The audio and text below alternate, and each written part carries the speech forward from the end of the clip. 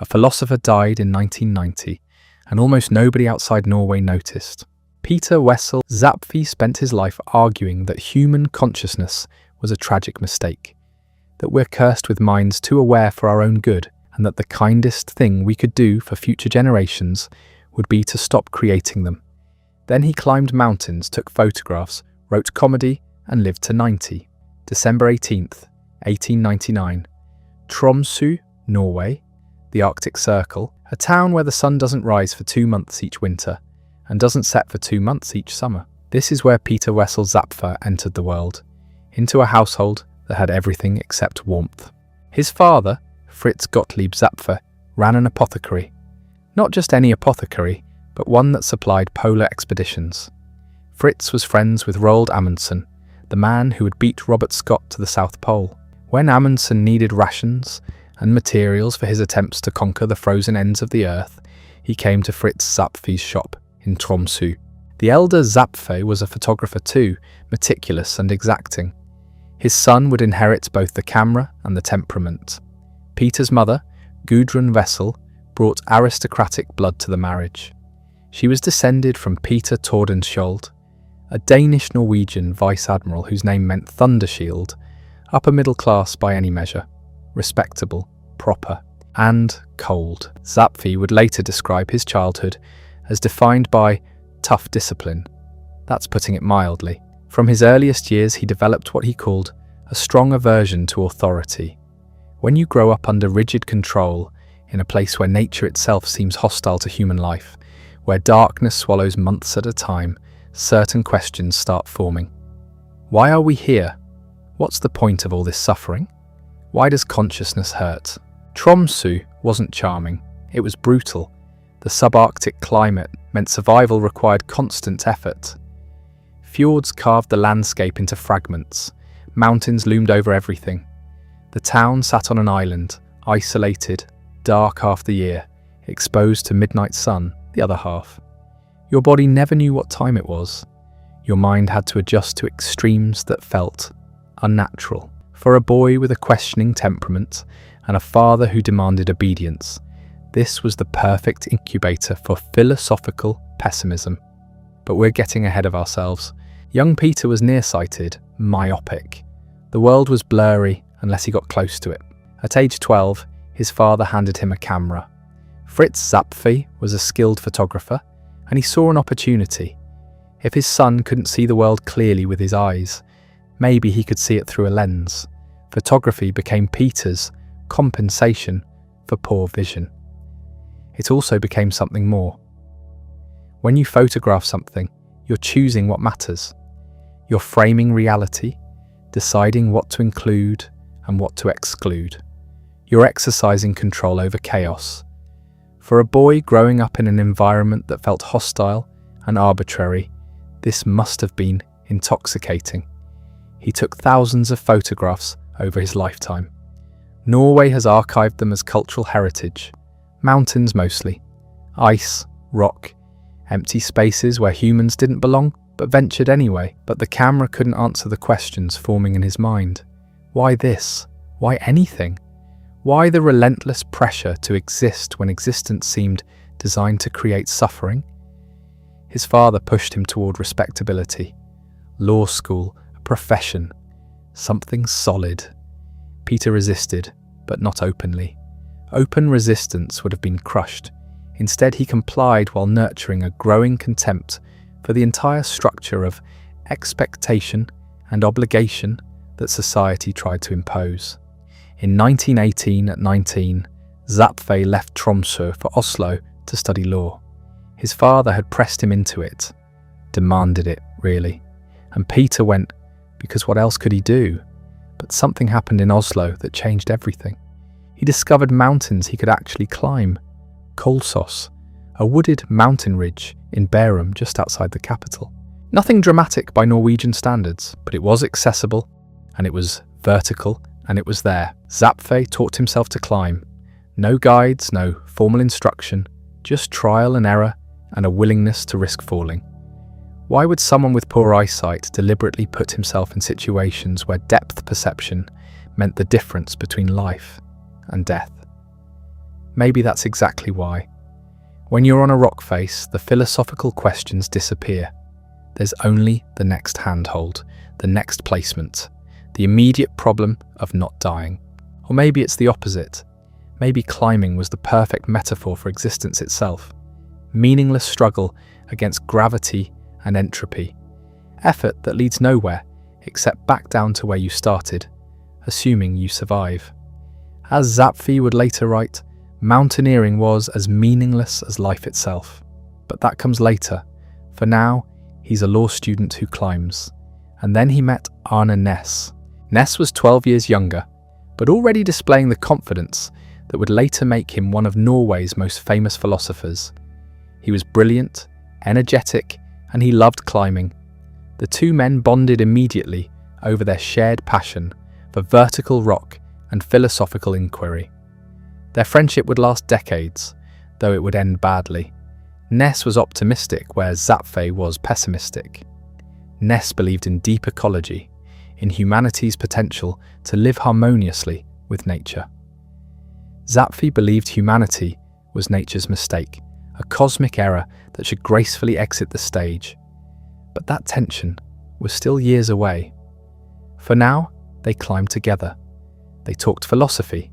They pushed each other up Norway's peaks and through intellectual territory that most people never explored.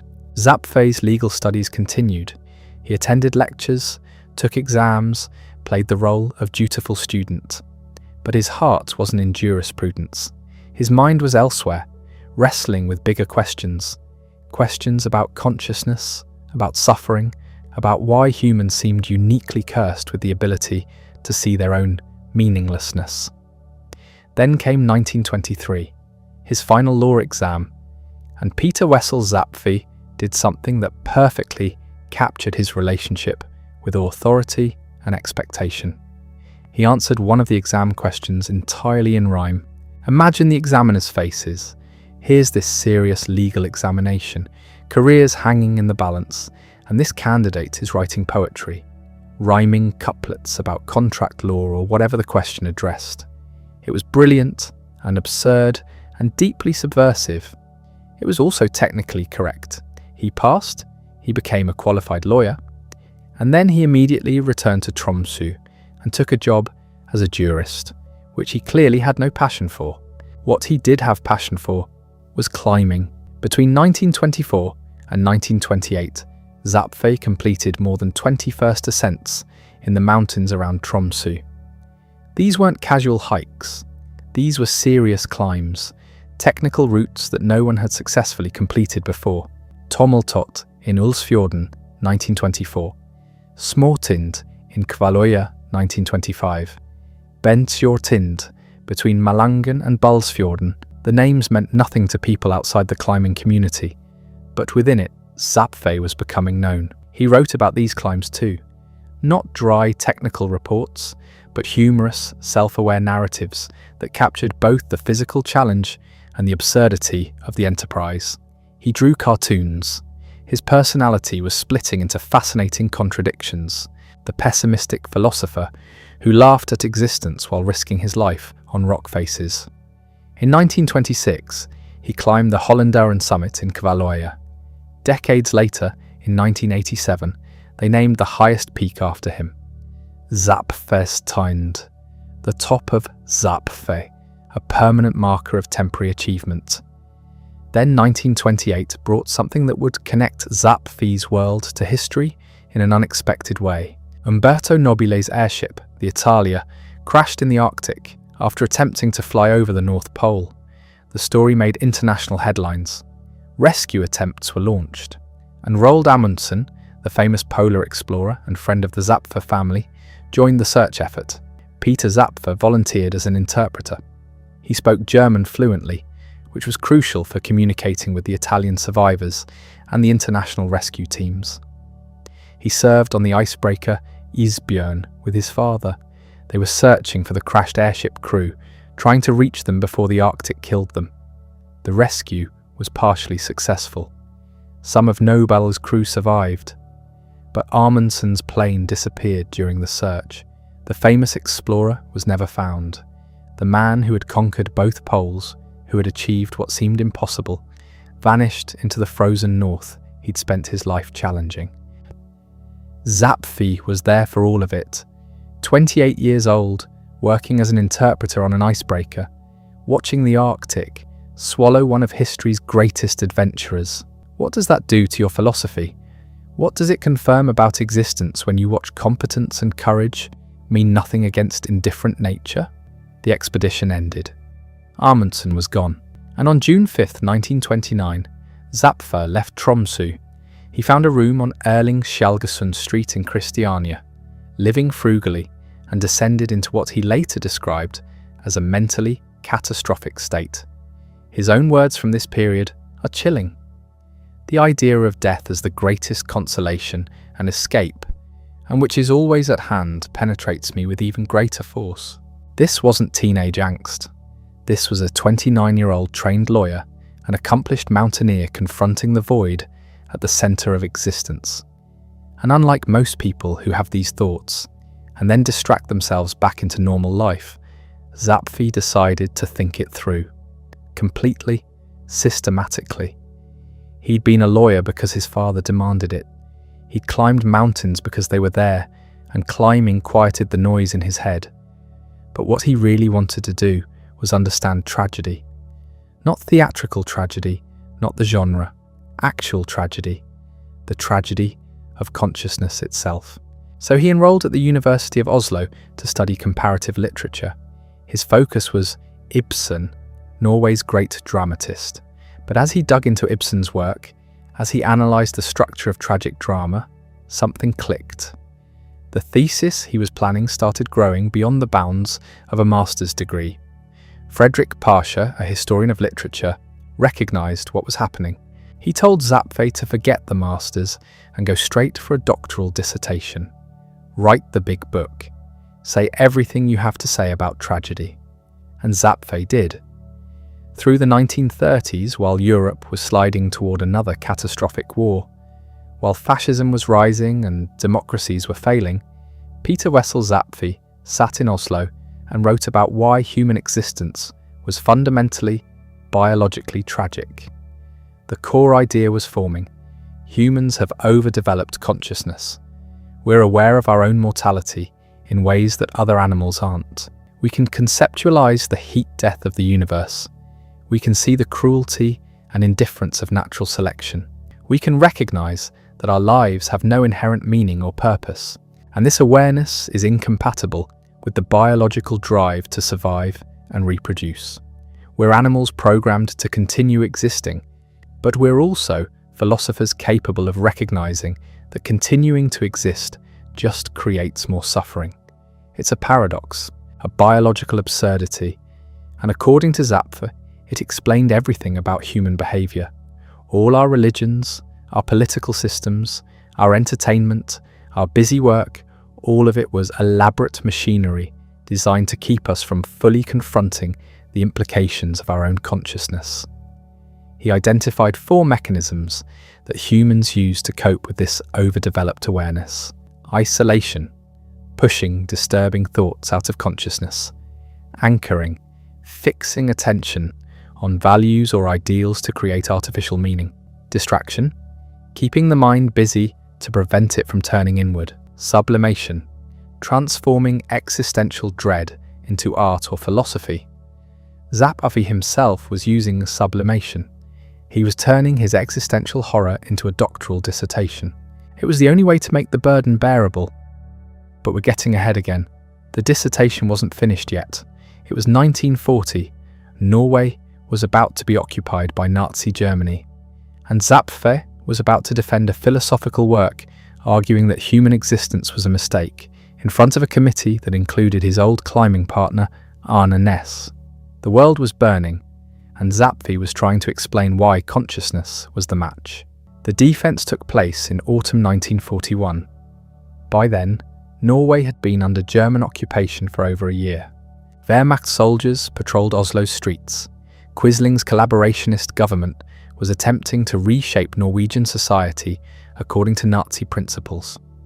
The university was a contested space, caught between maintaining intellectual independence and surviving under occupation.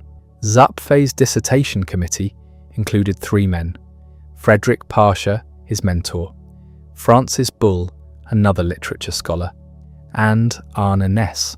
Næss had changed since their climbing days together. He was now a professor, having completed his own doctorate years earlier. He joined the resistance movement, risking his life in underground work against the occupation. But when Zapfe's defence was scheduled, Næss took time away from that dangerous work to serve as opponent. The role of opponent in a Norwegian doctoral defence is specific. You're not there to rubber stamp the dissertation. You're there to attack it, to test whether the candidate can defend their ideas under rigorous questioning. It's adversarial by design. Næss came prepared. He'd read all 600 pages of Zapfe's manuscript multiple times. He knew where the arguments were vulnerable. The defence lasted hours. Zapfe stood at the front of the room, defending his claim that human consciousness was a biological mistake. That tragedy wasn't just a feature of certain lives or certain historical moments, but was built into the structure of human existence itself. That we were animals cursed with the ability to understand our own meaninglessness. Næss pushed back hard. If consciousness is so maladaptive, why hasn't evolution eliminated it? If existence is truly unbearable, why do humans persist? If the 4 mechanisms of repression are universal, doesn't that suggest they're working? That they're adaptive rather than pathological? Zapfe held his ground. The mechanisms weren't evidence that consciousness was adaptive. They were evidence of how desperately humans had to work to avoid confronting reality. Like a man with a broken leg who develops elaborate ways to avoid putting weight on it. The crutches don't prove the leg is fine, they prove it's broken. The back and forth continued. Philosophical, biological, psychological arguments layered on top of each other. Meanwhile, outside the university walls, the occupation ground on. People were being arrested. Resistance fighters were being executed. The world was demonstrating Zapfe's thesis in real time. After the required shortening of the manuscript, Zapfe was awarded his doctorate that autumn. He was now Dr. Peter Wessel Zapffe, a philosopher with a systematic theory of human tragedy. But here's what's strange. The dissertation was immediately recognised as important. It was published as a book in 1941 and went through multiple editions. Norwegian intellectuals read it, debated it, cited it. Zapfe had established himself as one of the most original philosophical voices in Norway. Yet he never became a professor. He was offered a position at the University of Oslo after the war. He turned it down. Tells you something crucial about Zapfe's relationship to his own philosophy. He didn't want to be part of the institutional machinery. Universities, like churches and governments, were anchoring mechanisms. They provided structure, meaning, career progression, the illusion that what you were doing mattered in some cosmic sense. Zapfe had just written 600 pages arguing that all such institutions were elaborate distractions from the void. He wasn't going to immediately sign up to perpetuate the system. Instead, he became a freelancer, a writer, essayist, occasional lecturer. He supported himself through his pen, writing everything from philosophical essays to humorous mountain climbing stories to plays. He maintained his independence, his ability to say what he actually thought, without institutional constraints. After the war, he did teach one course at the University of Oslo, an introductory philosophy course, but it was temporary on his terms. He never committed to the academic path. This decision shaped everything that followed. Zapfe remained an outsider. Not obscure, he was well known in Norwegian intellectual circles, but operating at an angle to the mainstream. He could write what he wanted, think what he wanted. He wasn't building a career or cultivating students or playing academic politics. But let's go back to 1933, before the dissertation, before the war. Because there's a text we need to talk about. The text that would eventually make Zapfe famous beyond Norway, though not until long after his death. In 1933, Zapfe published a short essay in a Norwegian journal, about 10 pages long. Its title was Den siste Messias, The Last Messiah. This essay was the concentrated essence of what would later become the 600-page dissertation. But where the dissertation was systematic and scholarly, building its arguments through careful analysis of tragedy in literature and philosophy, The Last Messiah was prophetic, apocalyptic. It read less like academic philosophy and more like scripture from a dark religion. The essay opens with an image: humanity as a species that has evolved beyond its nature. We've developed consciousness, this extraordinary tool for understanding the world, but the tool has turned against us. We can now see things that other animals can't see, and what we see is unbearable. We see that we're going to die, not as an abstract concept, but as a concrete certainty. Every person you love will die. You will die. Everything you create will eventually decay into nothing. The universe itself will end in heat death, all energy dissipated, all structure dissolved. We see that natural selection, the process that created us, is blind and cruel. It doesn't care about our suffering. It has no purpose beyond replication. We're survival machines built by genes that don't care whether we're happy or miserable, only whether we reproduce. We see that there's no inherent meaning or purpose to existence, no cosmic plan, no divine justice, just physics and chemistry and biology grinding forward according to natural law. And we see that most of what humans do, all our busy activity, is designed to keep us from fully processing these facts.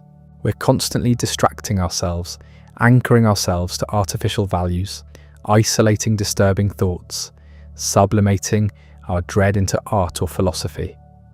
This is what Zapfe meant by overdeveloped consciousness. We're aware enough to see the horror, but we're still biological organisms programmed to keep existing. The contradiction is unbearable, so we develop elaborate psychological mechanisms to avoid looking directly at reality.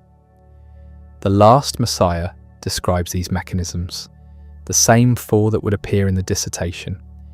But then it goes further. It asks what would happen if someone actually stopped using them. If someone looked at existence without any protective filters, this person, Zapfe suggests, would be the last Messiah, not a saviour who offers hope or redemption, a messenger who delivers the final terrible truth. The message would be simple: stop reproducing. Let the human species end. It's the only merciful response to the tragedy of consciousness. The essay ends with a reversal of the biblical command. God told humanity to be fruitful and multiply. The last Messiah's message would be, know yourselves, be infertile, and let the earth be silent after you. It's one of the bleakest texts in philosophy. No consolation, no escape hatch, just the suggestion that the kindest thing humanity could do would be to voluntarily go extinct. When the essay was published in 1933, it didn't cause much stir. It appeared in a Norwegian journal with limited circulation. Some intellectuals read it, some dismissed it as pessimistic extremism. But it didn't break through to a wider audience. The dissertation, published in 1941, had more impact. It was a serious scholarly work that had to be taken seriously, but even that remained mostly within Norwegian academia. Zapfe wrote in Norwegian. His work wasn't translated. For decades, his philosophy remained a largely Norwegian phenomenon. He kept writing essays, stories, plays, many focused on mountain climbing, his other great passion.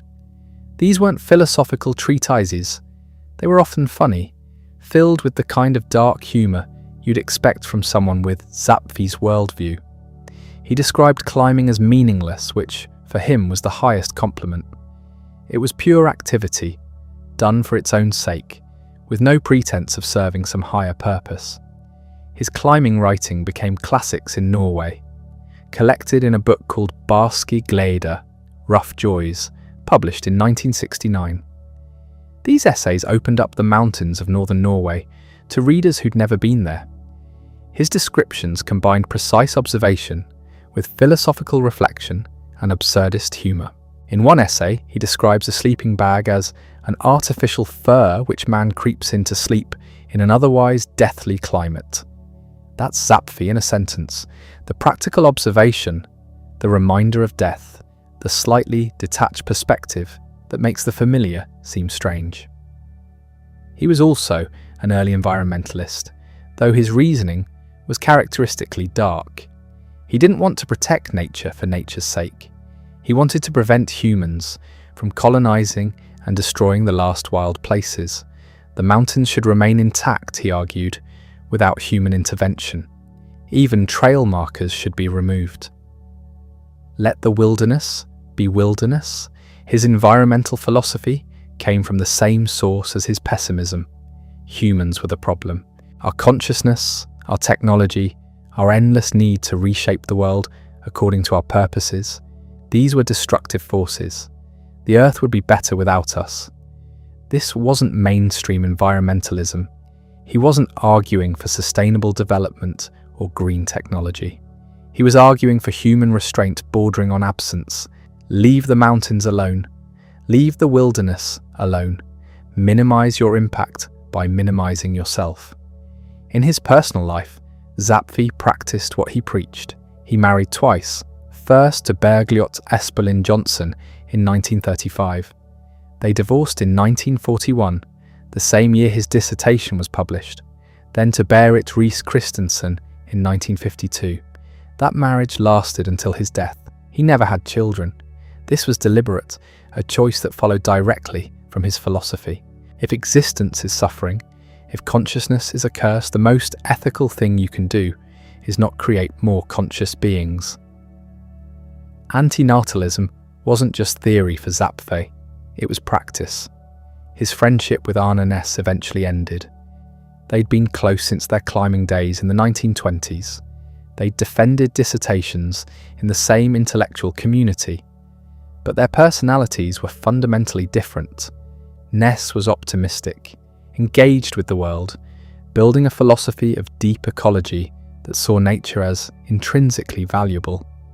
He took life seriously, but with a kind of joy. Zapfe thought Næss didn't take life seriously enough, or rather, took it seriously in the wrong way. Næss's deep ecology seemed like another anchoring mechanism to Zapfe, another way of creating meaning where there was none. Eventually, Zapfe ended the friendship. It's worth sitting with that for a moment. Here were two brilliant philosophers, both concerned with the humanity's relationship to nature, both accomplished mountaineers. They'd been friends for decades, and Zapfe walked away because Næss was too optimistic, too willing to find value in existence. This wasn't cruelty on Zapfe's part, it was consistency. If you actually believe consciousness is a curse and existence is tragic, you can't maintain close friendships with people who radiate the opposite view. Their very presence becomes a challenge to your philosophy. Easier to withdraw. Zapfe withdrew from many things over the years. Not into hermitage, he kept writing and lecturing and climbing, but into a kind of philosophical isolation. He'd mapped the territory of human tragedy and found it uninhabitable. So he lived on the edges, in the spaces between full engagement and complete retreat. His work remained largely unknown outside Norway for decades. The dissertation was never translated into English. The Last Messiah essay remained in Norwegian. A few scholars knew about him, a few philosophers cited him, but he wasn't part of the international conversation. That started to change slowly in the late 20th and early 21st centuries, as pessimistic philosophy gained new attention, as anti-natalism moved from fringe position to serious philosophical debate, as environmental crisis made Zapfe's dark warnings seem less like extremism and more like prophecy. In 2004, a Swedish translator named Gisla Tangenäs translated The Last Messiah into English. It appeared in a journal called Philosophy Now. Suddenly, Zapfe's most concentrated statement of his philosophy was accessible to English readers. The essay found an audience, not a huge one, but a dedicated one. People who'd been thinking similar thoughts, feeling similar dread, found in Zapfe someone who'd articulated their inchoate anxiety. The essay spread online, shared in philosophy forums, cited in blog posts, discussed by people who'd never heard of the dissertation but connected immediately with this 10-page manifesto of existential horror. Then in 2017, something shifted the trajectory permanently. David Benatar, the South African philosopher who'd written Better Never to Have Been, one of the most rigorous defences of anti-natalism in contemporary philosophy, mentioned Zapfe in his work. Not extensively, but enough to create a breadcrumb trail for people already moving in that direction. Benatar's book had done something unusual. It took anti-natalism, this fringe position that most philosophers dismissed without serious engagement, and forced the academic community to actually grapple with it. The arguments were too careful, too well constructed to ignore, and Benatar acknowledged Zapfe as a predecessor, someone who'd arrived at similar conclusions decades earlier through a different route. This created a feedback loop. People reading Benatar would discover Zapfe. People discovering Zapfe would find Benatar. The conversation expanded. YouTube videos appeared, analysing The Last Messiah. Reddit threads dissected the 4 mechanisms of defense. Philosophy podcasts devoted episodes to this obscure Norwegian thinker who diagnosed humanity's fundamental problem back in the 1930s. The timing mattered. This wasn't happening in a vacuum. The early 21st century brought a cascade of crises that made Zapfe's pessimism seem less like pathology and more like clear-eyed assessment. Climate change accelerating beyond worst-case scenarios, political systems fracturing, economic inequality reaching grotesque extremes, and underneath it all, a growing sense that maybe the entire human project was a mistake. Zapfe had said this in 1933. He'd looked at the trajectory of human civilization and concluded we were a tragic error, a species too conscious for its own good, destined to suffer until we finally accepted the only rational solution: stopping. No more humans means no more human suffering.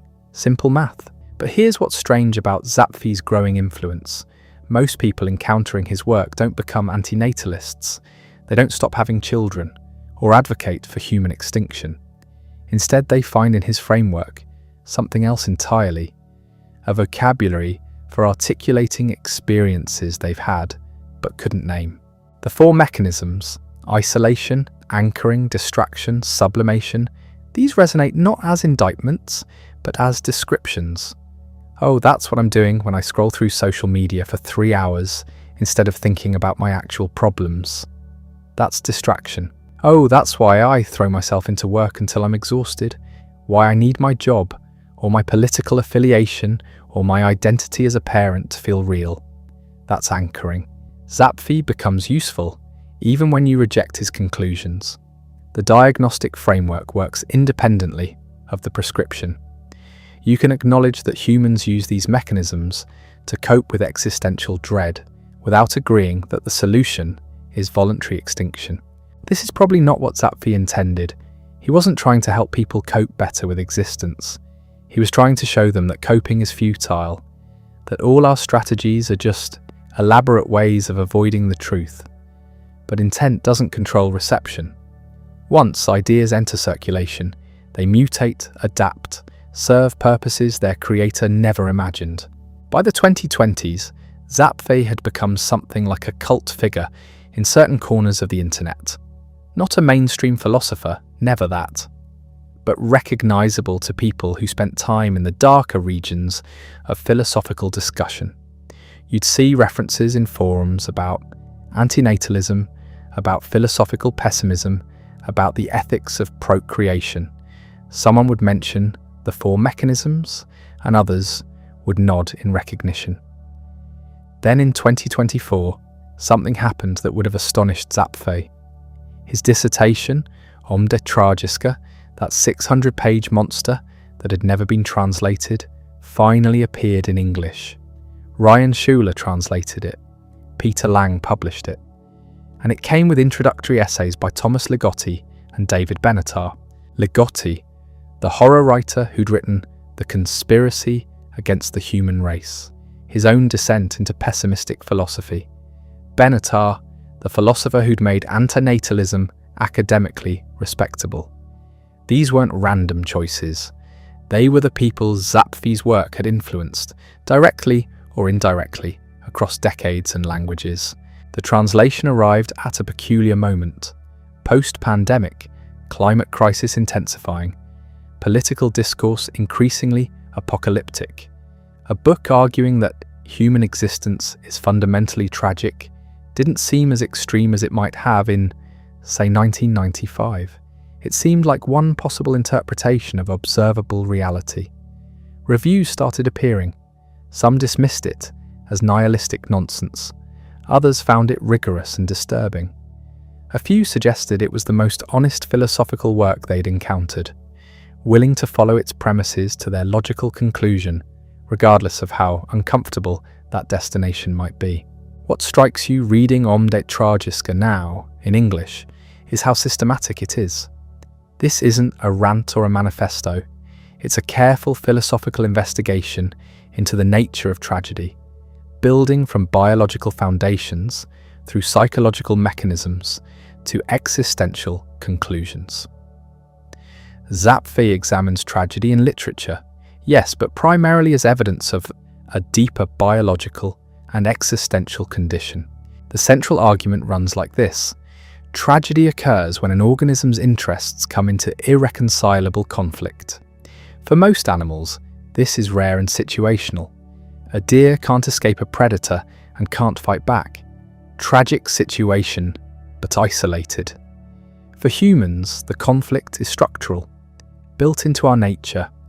Our consciousness allows us to understand that we're temporary, that meaning is constructed, that the universe doesn't care about us.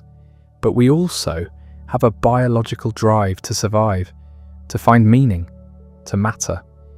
These interests can't be reconciled. We're trapped in permanent tragedy. This is bleaker than Camus' absurdism, which at least offers revolt as a response. It's darker than Sartre's existentialism, which suggests we can create authentic meaning through choice. Zapfe says no. The conflict is real and unsolvable. Our consciousness is the problem, and we can't think our way out of a problem caused by thinking. The four mechanisms are survival strategies, not solutions. They let us function day to day, but they don't resolve the underlying condition. We're still conscious. We still know what we know. The dread just gets pushed down, not eliminated. Reading Zapfe is uncomfortable because he doesn't offer consolation. Most philosophy, even pessimistic philosophy, eventually gestures towards some way of living with the difficulty, some practice or perspective that makes existence bearable. Zapfe doesn't do this. He describes the problem with clinical precision and suggests the only real solution is one we're biologically programmed to resist, stopping. But there's something else in his work that often gets missed in discussions of his pessimism. His writing on mountains, on nature, on the experience of being in wild places. This seems contradictory at first. If existence is suffering, why climb mountains? Why write lovingly about glaciers and storms and the specific quality of light above the tree line? The answer isn't simple, but it's there in the work if you look. Mountains for Zapfe represented something outside human meaning-making. They didn't care about us. They weren't there for us. They had no purpose related to human existence. And there was something honest about that, something clean. When you're on a mountain, you're confronted with your own insignificance in a way that's immediate and undeniable. The rock doesn't care if you summit. The weather doesn't adjust to your convenience. You're just another biological organism trying not to die in an environment you're not adapted for. No anchoring works here. No distraction helps. You're present in a way that's rare in ordinary life. Zapfe described mountaineering as meaningless as life itself. But this wasn't dismissive. It was acknowledgement. The mountain doesn't pretend to have meaning. It just is. And there's a kind of relief in that, in being in the presence of something that doesn't demand interpretation or significance. His environmental philosophy grew from the same root. Zapfe wasn't protecting nature because it was valuable for humans. He was trying to protect it from humans, from our need to make everything meaningful, useful, part of our story. He wanted mountains to remain indifferent, unmarked by our presence. This makes him one of the first eco-philosophers in Norway, though that label would have amused him. He wasn't advocating for sustainability so humans could continue existing. He was advocating for nature's independence from human purposes. Let the mountains be mountains. Let the wilderness be wilderness. Stop putting markers on every trail. Stop making nature accessible and manageable and safe. A mountain trip with signs is something completely different from a trip without them. That's Zapfe pushing back against the domestication of wild places, against the human need to control and categorize everything we encounter. The red teas of the Norwegian Tourist Association offended him not because they were ugly, but because they represented human imposition on something that should remain other. His photographs capture this. Thousands of images archived now as cultural heritage. Stark black and white shots of peaks and glaciers and storm clouds. No people in most of them, or when people appear, they're tiny, dwarfed by the landscape. The compositions emphasize scale, the overwhelming presence of geological time and natural force. He started photographing young, at 12, using his father's equipment. Partly, this was compensation for his myopia, a way of seeing clearly what his eyes couldn't capture unaided. But it became something more, a way of documenting what he valued, of preserving moments of honest encounter with the non-human. In Barska Gleder, his 1969 collection of essays about mountain experiences, he writes with this peculiar combination of dark philosophy and genuine affection for the physical world. The book title translates roughly as Rough Joys, and that captures something essential about his relationship with nature. Not comfort, not meaning, but the harsh satisfaction of being fully present in an indifferent environment. He describes a sleeping bag as an artificial fur which man creeps into sleep in an otherwise deathly climate. There's humour there, but also precision. We're not adapted for these places. We survive in them only through technology, through artificial extensions of our inadequate biology, and yet we go anyway, seeking something we can't quite name. The essays in Barska Gleder became classics of Norwegian outdoor writing. They opened up the mountains of North Norway to readers who'd never been there, made the experience vivid and immediate. But they also carried Zapfe's philosophical edge, his refusal to sentimentalize or romanticize nature. The mountain won't adapt to humans, but humans are welcome in the mountains. That's the tension. Nature doesn't care about us, but we can exist in it if we accept the terms. No special consideration, no meaning, just the raw fact of being alive in a place that could kill you. This connected to his environmental advocacy in ways that seemed contradictory, but made sense within his framework. He wanted to preserve wilderness not because humans needed it for recreation or spiritual renewal, but because it was one of the few remaining spaces not entirely colonized by human meaning-making. One of the few places where the four mechanisms might fail, where you had to confront existence without mediation. His eco-philosophy argued that humans are the ultimate tragic beings because we're capable of recognizing that Earth would be better without us. We can see the damage we cause. We can understand that our consciousness, our tool-making, our relentless transformation of everything we touch, all of it degrades the planet. And we can't stop. We're biologically driven to survive, to expand, to consume. Knowing this doesn't change it. This is decades before climate change became mainstream concern. Zapfe was making these arguments in the 1960s and 70s, when environmental awareness was just beginning to emerge. He saw the trajectory clearly. More humans means more impact. More impact means more damage. More damage means more suffering, both for us and for everything else. The math was simple and horrifying, but he didn't advocate for environmental activism in the conventional sense. What would be the point? Humans won't voluntarily limit themselves. We'll keep consuming, keep reproducing, keep transforming the world until we can't anymore. The tragedy isn't that we might destroy ourselves. The tragedy is that we're conscious enough to see it coming and powerless to stop it. This is where Zapfe's philosophy becomes almost unbearable, not because it's nihilistic. Plenty of philosophers are nihilistic, because it's rigorous. He follows the logic wherever it leads, refuses to flinch, won't offer false hope or convenient exits. If consciousness is the problem, and consciousness can't be eliminated without death, then death is the only solution. Not death imposed, but death chosen. The slow, voluntary cessation of the human species through chosen childlessness. The last Messiah ends with that inverted biblical command: be infertile and let the earth be silent after you. Zapfe lived this. No children, no lineage. When he died in 1990, he left no descendants. He'd broken the chain of suffering at his own link. But most people didn't live this. They couldn't. The position was too extreme, too uncompromising, and Zapfe understood that. He wasn't trying to convert humanity to anti-natalism. He knew it wouldn't work. The biological drive to reproduce is too strong. What he was doing was something else: documenting, bearing witness, showing what happens when you actually follow philosophical pessimism to its logical conclusion without flinching. This is where the contradiction lives. Zapfe wrote prolifically: essays, plays, poetry, philosophical treatises. He engaged with the public, gave lectures, participated in debates. For someone who believed existence was a mistake, he was remarkably active in the world. He wasn't sitting in a cave waiting to die.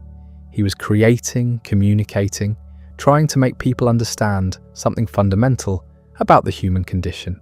The answer to this apparent contradiction is sublimation, his fourth mechanism, the one he admitted using himself, taking the existential horror and transforming it into art, into philosophy, into something that could be shared. Not as a solution, but as a form of acknowledgement. We can't escape the trap of consciousness, but we can at least describe it accurately. We can create works that capture the truth of our situation, even if that truth is unbearable. His photography was part of this. Thousands of images now archived as cultural heritage. Mountains, landscapes, moments captured in the harsh northern light. His father had been a photographer, had given him equipment when he was 12, partly to compensate for his myopia. Zapfe's poor eyesight meant he experienced the world differently, through the mediation of lenses and frames. Maybe that shaped his philosophical perspective too, always seeing reality through a filter, never quite directly. The images in Barska Gleda aren't just illustrations, they're integral to the text. Zapfe was reconstructing experience through photography, creating a kind of visual testimony to accompany his written observations. This is ekphrasis in reverse, not describing images with words, but using images to anchor words in specific moments of lived experience. His marriage history reveals something too. First marriage to Bergljot Espolin Johnson in 1935. Divorce in 1941. That's the same year Om de Tragiska was published. The connection might be coincidental, but the timing suggests something. Finishing the dissertation, defending it, getting the degree, all while his first marriage was ending. The personal and philosophical crises overlapping. Then 11 years alone before marrying Berit Riis Christensen in 1952. That marriage lasted until his death in 1990. 38 years. Berit outlived him by 18 years, dying in 2008. What was it like being married to Peter Wessel Zapffe? Living with someone who believed existence was a mistake, who had chosen not to have children precisely because bringing new consciousness into the world would be an act of cruelty. We don't have Berit's account, no memoir, no interviews that I can find. Just the fact of the marriage, the duration, the choice they made together to remain childless. She must have understood his philosophy, accepted it, maybe even shared it. Or maybe she loved him despite it, found ways to live with his darkness without being consumed by it. The friendship with Arne Næss is telling. They met in the late 1920s, bonded over climbing and philosophy. Næss was 12 years younger, already displaying the self-confidence and talent that would make him famous. Zapfe admired him. Næss admired Zapfe's analytical skill and use of language. It should have been a perfect intellectual partnership, but their personalities were fundamentally incompatible. Næss was playful, optimistic, engaged with the world in ways that Zapfe found insufficiently serious. When Næss later developed deep ecology, his philosophy emphasized interconnection, the intrinsic value of all life, a kind of spiritual relationship with nature. This was the opposite of Zapfe's view. Nature had no intrinsic value. Consciousness was a curse, not a gift. The best thing humans could do for the planet was disappear. Zapfe eventually ended the friendship, not over a specific incident, but because he felt Næss didn't take life seriously enough, didn't take people seriously enough. For Zapfe, existence was tragedy. For Næss, it was possibility. The gap was unbridgeable. This reveals something about Zapfe's character. He wasn't flexible, couldn't compromise on fundamentals. If you didn't share his view of existence as fundamentally flawed, you couldn't really be close to him. The philosophy wasn't just intellectual. It was personal, emotional, defining. It shaped every relationship, every interaction. His work as a lawyer shows the same pattern. He passed his exam in 1923, famously completing one task entirely in rhyme. This wasn't playfulness, it was contempt. A demonstration that he could succeed in the system while simultaneously mocking it. He worked as a jurist in Tromsø for a period after returning in 1925, but he didn't stay in law. It was too much about maintaining social order, about anchoring mechanisms he saw through completely. After World War II, he taught an introductory philosophy course at the University of Oslo as a freelancer. Not a professor, not part of the system. Just someone delivering knowledge on his own terms. He'd been offered a professorship after defending Om det tragiske, but turned it down. Why would he want institutional affiliation? Institutions are anchoring mechanisms. Universities exist partly to transmit cultural values, to reproduce society across generations. Zapfe saw this clearly and wanted no part of it. Instead, he lived by his writing. Essays, monographs, poetry, plays, humorous pieces, making enough to survive but never becoming wealthy or famous in the conventional sense. He was known in Norway, respected in certain circles, but he never achieved the international recognition that Næss did. Partly because he wrote in Norwegian, partly because his work was too dark, too uncompromising. It didn't offer the kind of hopeful environmentalism that could build mass movements. The winter of 1940 was crucial, Norway under German occupation. Zapfe submitting his dissertation for evaluation. This wasn't just an academic exercise, it was a risk. The Nazis weren't friendly to pessimistic philosophy, to ideas that questioned the value of struggle and triumph. Zapfe was arguing that consciousness itself was a biological error, not exactly in line with theories of racial superiority and historical destiny. Næss served as one of the committee members while taking breaks from resistance work. The juxtaposition is striking. Næss fighting the occupation, actively resisting, Zapfe writing philosophy that suggested all human projects were ultimately futile. Both were forms of opposition to Nazism, but from completely different foundations. Næss believed in fighting for something better. Zapfe believed fighting revealed the tragic nature of consciousness, our inability to simply accept non-existence. After the war, after liberation, life could return to normal, except there was no normal for Zapfe. The war had proven his point in the most brutal way imaginable. Humans creating mechanized death, industrial genocide, the reduction of existence to pure suffering on an unprecedented scale. This wasn't an aberration, it was consciousness following its nature. The ability to plan, to organize, to create systems. Applied to destruction because destruction is what consciousness does when it confronts the meaninglessness of existence without adequate defense mechanisms. His essays from the post-war period show this awareness. He wasn't writing about the war directly, but the shadow is there, in his environmental pieces, in his climbing stories, in his philosophical reflections. The knowledge that humans had just demonstrated again exactly what he'd been saying all along. We're capable of recognizing our impact and powerless to fundamentally change it. The climbing stories in Barske Glade take on different weight in this context. He's describing activities that are, in his own words, as meaningless as life itself. Climbing a mountain serves no purpose. It doesn't feed you, shelter you, advance any practical goal. You go up and then you come down. The whole thing is absurd, and yet people do it. They risk death for the experience of standing on a summit for a few minutes before descending. Why? Because it's a form of sublimation, a way to take the existential anxiety and channel it into something concrete. The mountain becomes an objective, a goal, something to anchor consciousness to. During the climb, you're not thinking about the meaninglessness of existence. You're thinking about the next handhold, the route, the weather, the immediate physical challenge. It's distraction and anchoring combined.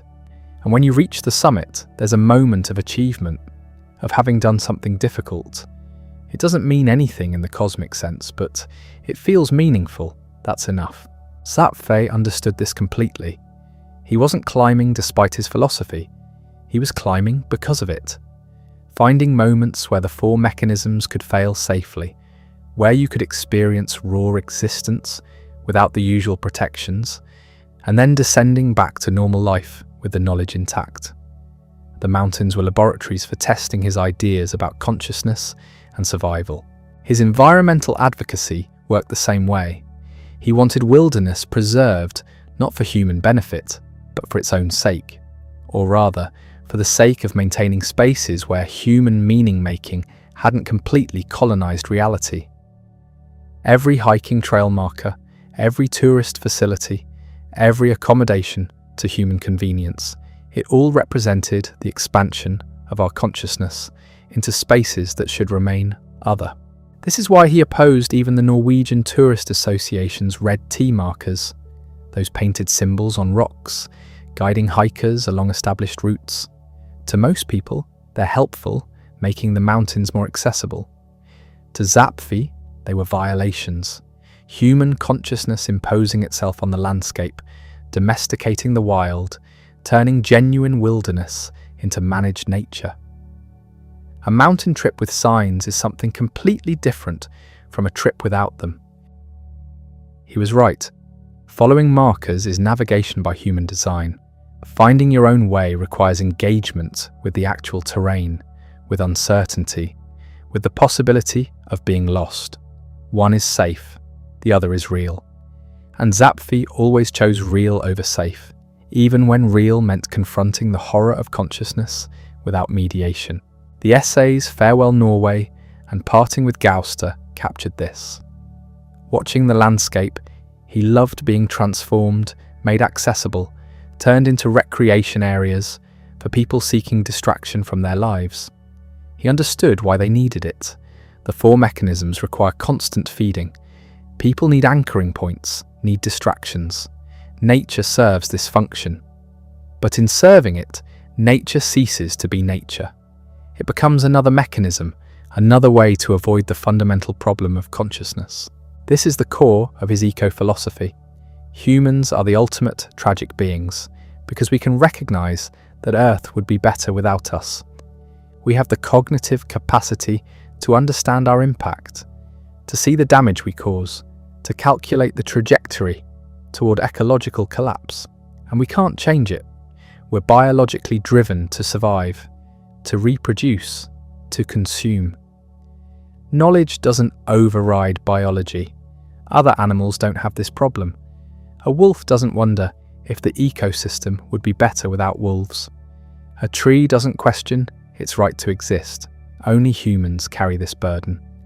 Only we can see ourselves from the outside, judge ourselves, find ourselves wanting, and keep existing anyway. Zapfe's photography tells you everything about his philosophy, not through what he captured, but how. He started at 12, using his father's equipment, partly to compensate for his myopia, but the images he produced reveal something deeper than a hobby or compensation. They show someone looking at the world through a lens that both distances and intensifies reality. Norway has archived thousands of his photographs, cultural heritage now. Most of them document mountain expeditions, landscapes, climbing routes. On the surface, they're beautiful records of northern wilderness. Look closer, and you see what he was actually doing, creating ekphrasis from visual documentation, translating direct experience into aesthetic object. This is sublimation in its purest form. The camera puts a frame around reality. It selects what matters, excludes what doesn't. It transforms the overwhelming chaos of existence into something manageable, something you can hold and examine. Behind the camera, you're not just experiencing the mountain, you're composing it, controlling it, making it mean something through the act of capture. This isn't dishonest, it's survival. The same mechanism that let him write about climbing, let him photograph it. Distance through art. The sleeping bag description in Rough Joys captures this perfectly. An artificial fur which man creeps in to sleep in an otherwise deathly climate. That's not poetic flourish, that's precise observation. The sleeping bag is a mechanism, a defense against reality. You climb into this artificial construction to survive conditions that would kill you otherwise. Everything becomes metaphor when you understand what he's saying. The sleeping bag, the camera, the rope, the trail markers he hated, all mechanisms for managing consciousness, for making the unbearable bearable. The difference is which ones admit what they're doing and which ones pretend to be something else. His writing style matches this approach. Master of words, they called him. Burlesque humour and linguistic elegance. Northern Norwegian humour combined with philosophical precision. The combination seems contradictory until you understand the function. Humour is another mechanism. It distances. It transforms pain into something you can laugh at. Not because the pain isn't real, but because laughter makes it possible to acknowledge the pain without being destroyed by it. The 1969 collection Rough Joys brought his mountain essays to a national audience. People outside northern Norway discovered the world he'd been documenting for decades. They read about Stetind, about first ascents, about adventures in wilderness that most of them would never experience directly. The essays became classics of Norwegian outdoor literature. But they're not really about mountains. They're about consciousness, trying to find spaces where it can exist without the usual protections, where the four mechanisms fail safely, where you can experience the horror of being fully awake to reality and then descend back to normal life with the knowledge intact but manageable. This is why his environmental philosophy matters. He wasn't protecting nature for human benefit. He was trying to preserve spaces where reality remained unmediated by human meaning-making. Every development, every trail marker, every tourist facility represented consciousness, expanding into territory that should remain other. The red T markers of the Norwegian Tourist Association became a symbol of everything he opposed. To most people, they're helpful. They make mountains accessible to hikers who might get lost without them. Safety through human design. Navigation by following symbols rather than reading terrain. Zapfe saw violation. Human consciousness imposing itself on landscape that should remain wild. Domesticating the genuine into the managed. Turning wilderness into recreation areas designed for distraction. The mountain won't adapt to humans, but humans are welcome in the mountains. That's the core principle. Go to the mountain on its terms. Accept the risk. Navigate by reading rock and weather and slope, not by following painted symbols. Experience the mountain as it is, not as we'd like it to be. This sounds romantic until you remember what he actually believed about consciousness. He's not saying wilderness is good for you. He's saying it's one of the few places left where you can't avoid reality, where the mechanisms that usually protect you from recognizing the horror of existence don't function as well, where you have to be present with what is rather than what you wish were true. Most people don't want that. They want nature as backdrop for their anchoring and distraction. Instagram photos from the summit. Achievement unlocked. Stories to tell. Memories to organize consciousness around. Nature as mechanism rather than reality. He understood this completely. He wasn't judging people for needing these protections. He was observing that in serving this function, wilderness ceases to be wild. It becomes another tool for consciousness to use in its desperate attempt to avoid confronting what it actually is. The tragedy is recursive. We can see that we're destroying the very thing we claim to love. We can understand that our presence transforms wilderness into something else. We can recognize that accessibility and preservation are contradictory, and we can't stop. Biology drives us to make the world safe for ourselves. Consciousness lets us see what we're doing. Neither overrides the other. This is the eco-philosophical thesis at its clearest. Humans are tragic because we have the capacity to realize Earth would be better without us. Not better in some abstract way. Concretely better. More diverse, more stable, more wild. We can calculate the damage we cause. We can project the trajectory toward collapse. We can see ourselves from the outside and find ourselves wanting. And we keep existing anyway. Keep reproducing, keep consuming, keep expanding. Because knowing doesn't change what we are. A wolf doesn't wonder if the ecosystem would be better without wolves.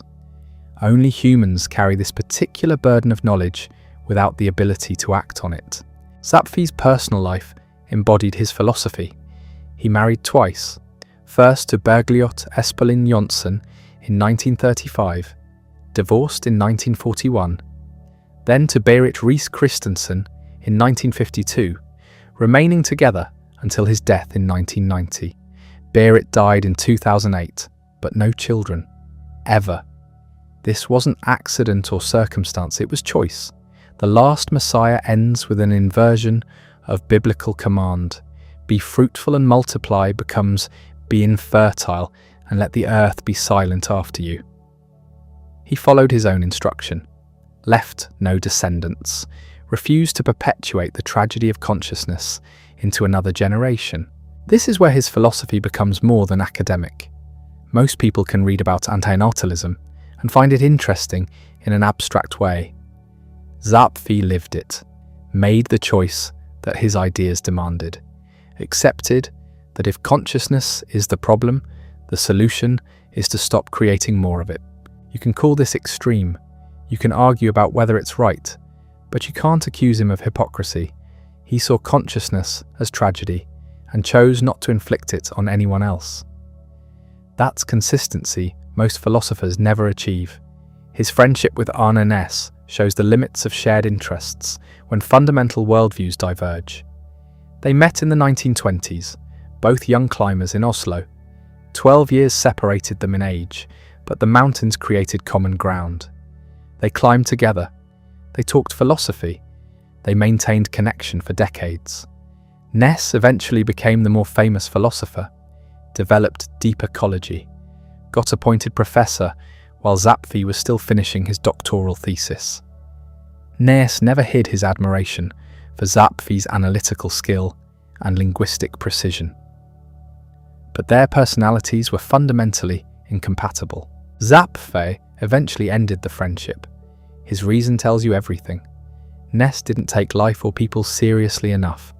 This from someone who wrote extensively about meaninglessness and tragedy. But that's exactly the point. To Zapfe, The horror of consciousness demanded absolute seriousness. You could find humour in it, yes, sublimation through wit and observation, but underneath had to be recognition of the fundamental problem. Ness, for all his brilliance, approached existence with a lightness that Zapfe couldn't accept. Deep ecology celebrated nature and human connection to it. Zapfe saw nature as indifferent and human consciousness as catastrophic error. They could climb the same mountains and see completely different realities.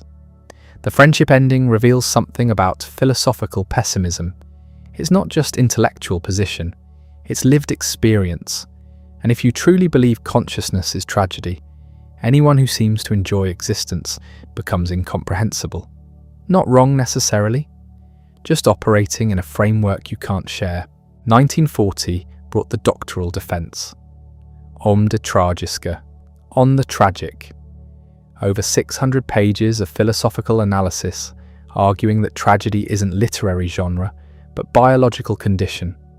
Humans possess overdeveloped consciousness that renders us maladapted to life. Internal contradictions and existential tension are inevitable results. The timing matters. German-occupied Norway, defending a dissertation on human tragedy while actual tragedy unfolded across Europe. Ness took a break from resistance work to serve as opponent in the defense. This wasn't just academic exercise. This was philosophy happening in the middle of catastrophe. Zapfe got his doctorate. The thesis was published in 1941 and reprinted multiple times. It never got translated into English until 2024, when Ryan Schuler's translation finally appeared through Peter Lang. Thomas Ligotti and David Benatar wrote introductory essays. After more than 80 years, Zapfe's major work became accessible to international audiences. Why did it take so long? Partly language barrier, partly subject matter. Philosophical pessimism has never been popular. Anti-natalism even less so. A 600-page Norwegian treatise on consciousness as tragedy wasn't going to find commercial publishers eager to make it available. But the delay reveals something else. Ideas this dark don't spread easily. They require readers willing to engage with conclusions that most people spend their lives avoiding. The four mechanisms exist precisely to prevent this kind of thinking from taking hold. Publishing Om det tragiska in English means making it possible for more people to encounter ideas that might damage their carefully constructed protections. After liberation, Zapfe turned down a professorship. He could have had academic security, institutional position, students to influence. He chose freelance existence instead, living by essays, monographs, poetry, plays, humorous writings, many about mountain climbing, which he described as meaningless as life itself. The rejection of institutional position fits perfectly. Universities are anchoring mechanisms. They provide structure, purpose, identity. Professor Zapfe would have had a role to play, expectations to meet, a place in the academic hierarchy. All of this would have been protection against the reality he'd spent his life examining. Better to remain outside, to write what he wanted, to climb mountains and document the experience, to live as close to his philosophy as possible while still remaining functional in society. Because that's the compromise everyone makes who understands what Zapfe understood. You can see the horror, you can recognize the mechanisms, you can refuse to pretend they're anything other than survival strategies. But you can't actually live without them. Not completely. You'd go mad. Or die. So you choose which mechanisms to use and which to reject. You find the ones that seem most honest, that admit what they're doing, and you keep going because biology won't let you stop. Zapfe even climbed Tromsø Cathedral's spire once. When he reached the top, he proclaimed he couldn't ascend further by means of the church. Perfect encapsulation of his relationship with religion. Another anchoring mechanism. Another human construction designed to make existence bearable. He could climb the physical structure. He couldn't accept the metaphysical one. After World War II, He taught introductory philosophy at the University of Oslo as a freelancer, not a professor, not institutional, just someone sharing what he'd learned about consciousness and existence with students willing to listen. The course must have been remarkable. Imagine sitting through Zapfe's Introduction to Philosophy. Most intro courses present the discipline as a search for truth or meaning. His would have explained why that search is doomed and how we cope with the failure. His later years continued the pattern established earlier. Writing, climbing when able, photography, living with Berit, watching the world change in ways his philosophy predicted. More development, more destruction, more consciousness expanding into spaces it shouldn't reach. The tragedy unfolding exactly as expected. He died October 12th, 1990, 90 years old. By then, environmentalism had become mainstream. Deep ecology had spread worldwide. His friend Arne Næss, the one he'd cut off for not taking life seriously enough, had become the movement's founder. Zapfe's eco-philosophical warnings about human consciousness destroying nature were being validated everywhere. The mountains he'd climbed were more accessible than ever. Trails marked, routes documented, tourism expanding, everything he'd feared. Berit was with him until the end, 48 years together. She survived him by 18 years, dying in May 2008. No children, no descendants to carry the name or the ideas, exactly as he'd advocated. Be infertile and let the earth be silent after you. He'd followed his own instruction completely. The obituaries were respectful. Norway's eco-philosopher, pioneering mountaineer, brilliant writer, but they couldn't capture what made him significant. How do you explain someone whose entire philosophy was about explaining why explanation fails? His photographs remain in Norwegian archives, thousands of images documenting the northern landscape, mountains, fjords, ice, rock. The world as it existed before human consciousness tried to make sense of it.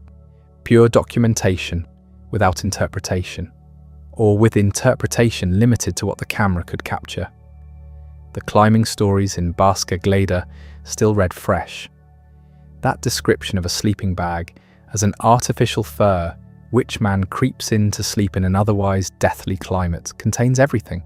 Humans creating technology to survive in environments we're not designed for. The consciousness that lets us understand we don't belong. The mechanisms we build to survive anyway. His environmental philosophy looks prescient now. Climate change validates every warning about human consciousness exceeding nature's design.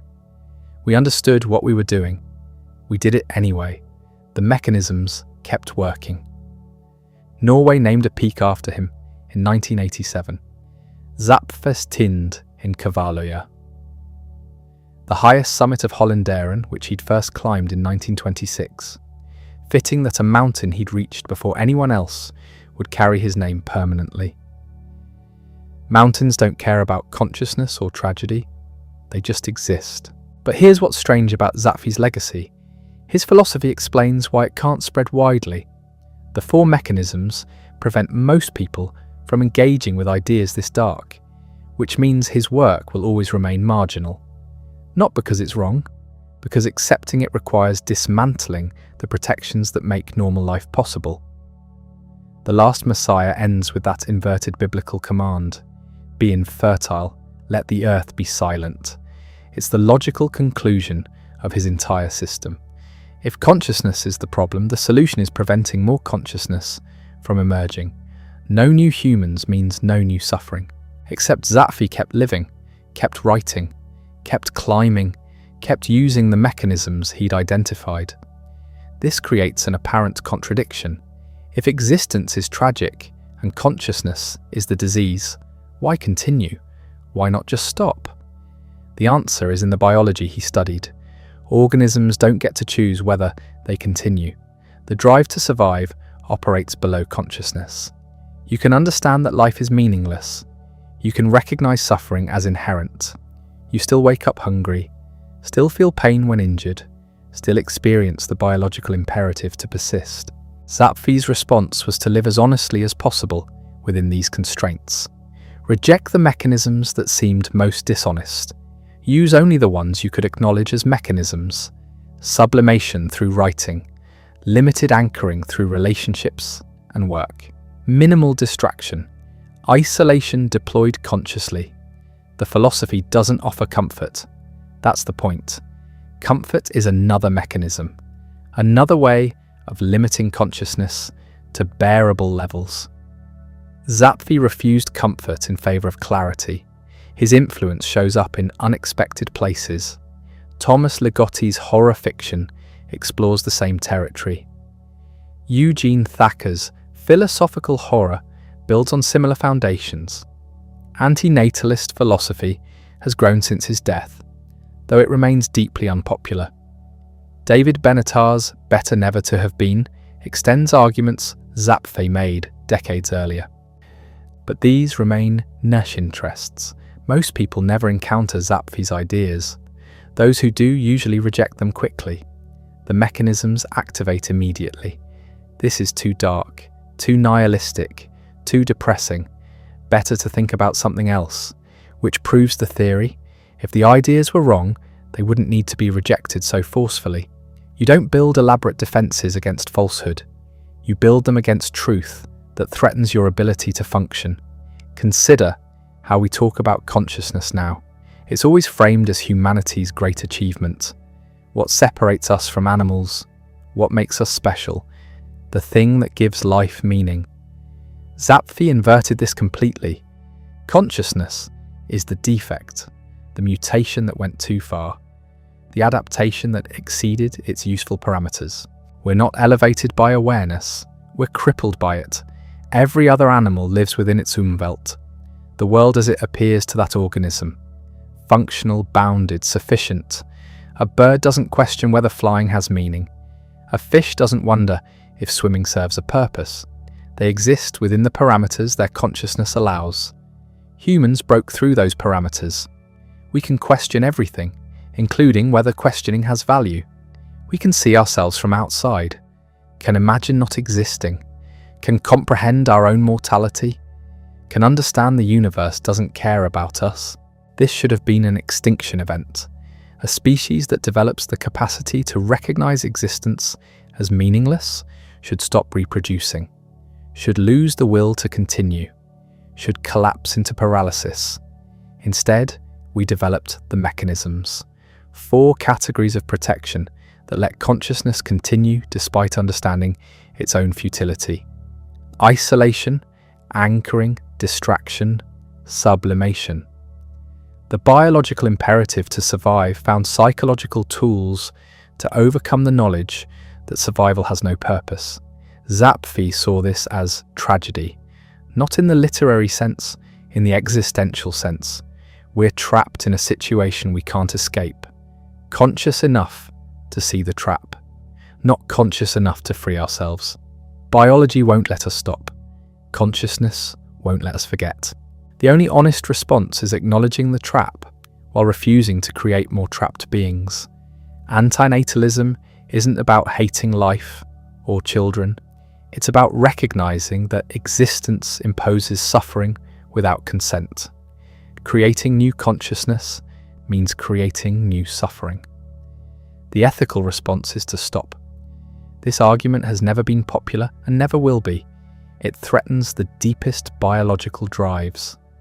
The mechanisms activate instantly. People who consider anti-natalism seriously often experience psychological crisis. The protections start failing. Better to reject the idea immediately. Zapfe understood this. He didn't expect the philosophy to spread. He didn't think humanity would voluntarily stop reproducing. The Last Messiah describes what would happen if someone fully accepted the implications. They'd become a prophet of extinction, the final voice telling humanity to end its line. But it's self-contradictory. A Messiah is supposed to save people. This Messiah's message is that salvation means non-existence. It's an anti-message from an anti-prophet, the ultimate subversion of religious hope. And Zapfe knew it wouldn't work. Biology is too strong. The mechanisms are too effective. Consciousness can understand it should stop. Biology keeps it going anyway. So what was the point of his work? If the philosophy can't change anything, if the mechanisms prevent its acceptance, if humanity will continue regardless, why write it? Maybe that's the wrong question. Maybe the point wasn't to change humanity. Maybe it was simply to articulate what he'd discovered, to document the trap as clearly as possible, to leave a record for the few people who could handle reading it. Sublimation, taking the unbearable knowledge and transforming it into something that can be examined. Written down, shared. Not because sharing will fix anything, because the alternative is keeping it locked inside, where it destroys you faster. His climbing writing does something similar. He describes mountains as meaningless, climbing as pointless. But the descriptions are beautiful. They make you want to climb. They celebrate the physical experience, even while denying it has purpose. This is the paradox at the center of Zapfe's life. He saw existence as tragic and continued existing. He identified the mechanisms and kept using them. He advocated anti-natalism and lived 90 years. He wrote that life was meaningless and filled his life with meaning anyway. Critics call this inconsistency, but it's not. It's honesty about the human condition. You can't escape biology, you can only understand what it's doing to you. And maybe that understanding is worth something, even if it can't change the fundamental situation. The photographs matter here. Visual documentation requires less interpretation than writing. You point the camera. You capture what's there. The image exists independent of consciousness, trying to make sense of it. Zapfe's thousands of mountain photographs are consciousness trying to step back, to see the world without the overlay of meaning, to document existence before meaning destroys it. They're sublimation in its purest form. Norway archived them as cultural heritage. Future generations can look at these images and see the landscape as it appeared to someone who understood that seeing has no purpose. The mountains don't care that they're photographed. The photographs don't change the mountains, but consciousness needed to capture them anyway. His friendship with Arne Næss ending makes sense in this context. Næss developed deep ecology, the idea that nature has intrinsic value, that all living things deserve consideration, that humans should see themselves as part of nature rather than separate from it. This is anchoring, creating a value system that gives life meaning. Næss built an entire philosophy around protecting nature, because nature matters. It's beautiful, it's important, it deserves preservation. Zapfe couldn't accept this, not because he didn't love nature. His entire life was spent in mountains. His photographs show deep appreciation for landscape. His environmental writing predated deep ecology by decades, but he understood that nature has value is a human construction, an anchoring mechanism. Nature doesn't value itself. It doesn't care whether humans destroy it. The mountains will remain after humanity ends. The earth will continue. Consciousness is what imposes the concept of value onto indifferent processes. Næss took life seriously by creating meaning where none exists. Zapfe took life seriously by refusing to pretend meaning exists. Both loved nature, both wanted to preserve it. But Zapfe's reasons were different. Not because nature has intrinsic value, because human consciousness destroys everything it touches, and maybe we should stop touching things. This is why they couldn't remain friends. Not animosity, not disagreement about facts. Fundamental incompatibility in how they handled the same knowledge. Næss built. Zapfe dismantled. Næss found hope. Zapfe found honesty. The question that remains is what to do with Zapfe's philosophy now, assuming you've made it this far, assuming the mechanisms haven't activated to reject everything you've heard. You can't live by this philosophy completely, not and remain functional. The mechanisms exist because they're necessary. Consciousness without protection destroys itself. You need isolation, anchoring, distraction, sublimation. You need them to survive. But you can acknowledge what they are. You can use them consciously rather than pretending they're truth. You can limit your consciousness deliberately instead of believing the limitations are reality. That's probably what Zapfe would suggest. Not that he offered advice. He documented what he'd discovered. What others did with it was their problem. His death in 1990 came just as the world was changing in ways that proved his philosophy. The Soviet Union collapsed. The Cold War ended. Liberal democracy seemed ascendant. Francis Fukuyama declared the end of history. Zapfe would have recognized this as massive collective anchoring. Humanity deciding that progress was inevitable, that consciousness had solved its problems, that the future would be better. Classic mechanism deployment on civilizational scale. 30 years later, that anchoring has weakened. Climate crisis, democratic backsliding, existential risk from technology. The optimism of 1990 looks naive now. The mechanisms are failing at the collective level, which means more people might be ready to encounter ideas like Zapfe's. Not because the ideas have changed, because the protections are cracking. When anchoring fails, consciousness expands to fill the space. And when consciousness expands, it encounters the horror Zapfe spent his life documenting. The horror isn't abstract anymore. It's climate data showing trajectories we can't reverse. It's algorithms optimizing engagement by exploiting psychological vulnerabilities. It's political systems failing to address existential threats because short-term thinking dominates. The mechanisms that protected previous generations are breaking down under the weight of information consciousness can no longer successfully ignore. Social media functions as forced awareness. You can't isolate disturbing thoughts when they arrive as notifications. You can't anchor to institutions when those institutions visibly collapse in real time. You can't distract from global problems when global problems dominate every feed. The mechanisms require ignorance to function. The information age makes ignorance impossible. This explains the mental health crisis in developed nations. Not that life has gotten materially worse. By most objective measures, it's gotten better. Less poverty, less violence, longer lifespans. But consciousness expands to fill available space. And when consciousness expands beyond the mechanism's ability to contain it, you get what Zapfe predicted: widespread recognition that something fundamental is wrong. The response has been to develop new mechanisms. Wellness culture as anchoring, mindfulness as isolation, productivity optimization as distraction. These work temporarily. They help people function, but they're addressing symptoms, not causes. You can't meditate away the fundamental problem of consciousness, encountering its own nature. Zapfe would recognize these developments as confirmation, not vindication. He didn't want to be right.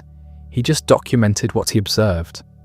The fact that his observations predicted developments decades later doesn't make them more true. They were always true. It just took the world catching up for others to notice. His personal life remained consistent with his philosophy.